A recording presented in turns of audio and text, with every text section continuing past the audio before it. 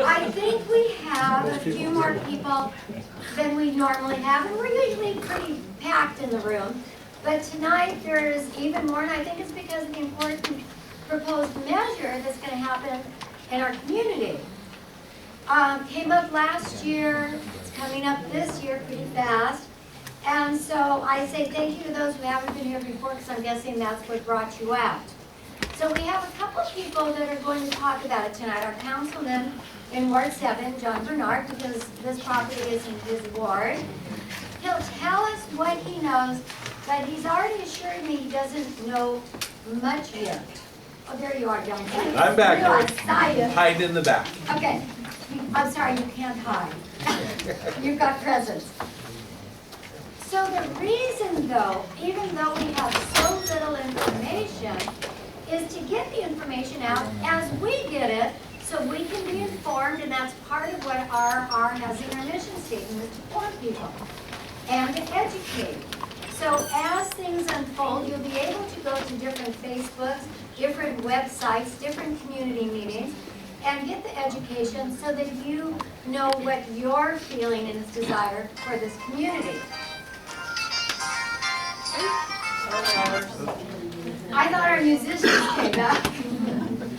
So tonight, John will tell, Councilman Bernard will tell you what he knows, and then we're going to follow that with, I think, an interesting presentation from Councilman from Norco, Kevin Bash, and he's not going to talk about our area and our land because that's not where he resides.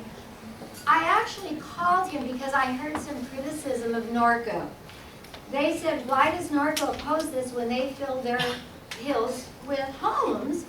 And I was interested in that answer, so I picked up the phone or sent you a message and said, Kevin, could we discuss this? And he gave me some interesting perspectives on the development there, and I saw some parallels and similarities, and I thought, you know, I invited him, I said, you know, could you share some of this, because we're looking at perhaps some parallel issues.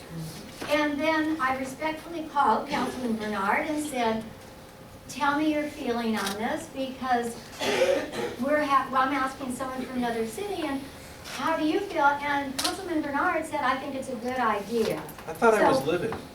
I wasn't going to share it, but you know what? You're going to get your Because of the annexation, we're quiet, John. And so I just want to lay out a little bit the way the rest of the meeting is going to go. I think it's important.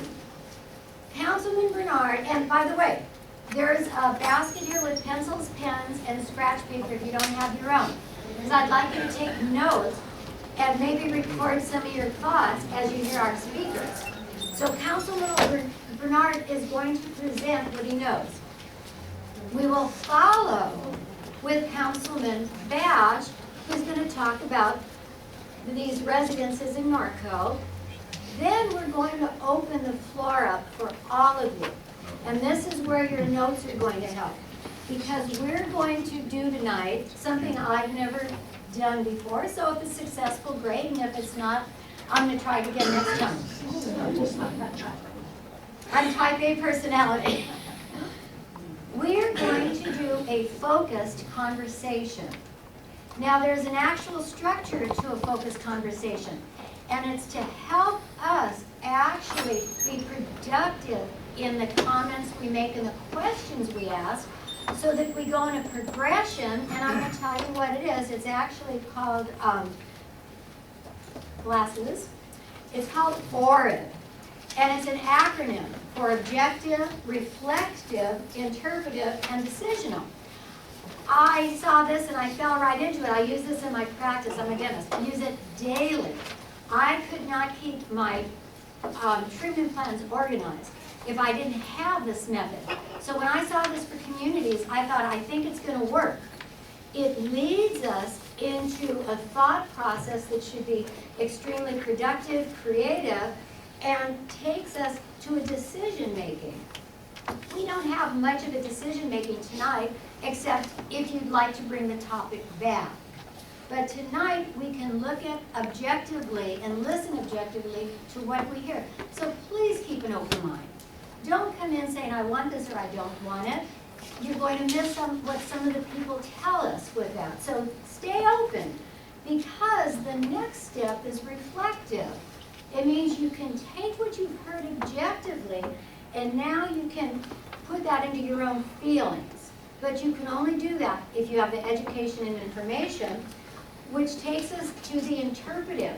You have objective information that you've heard, you have your own feelings, you can reflect on what you've heard now, which is going to lead us into decision making. So we're going to see if it works. Hold your questions after Councilman Bernard, because you're writing on paper.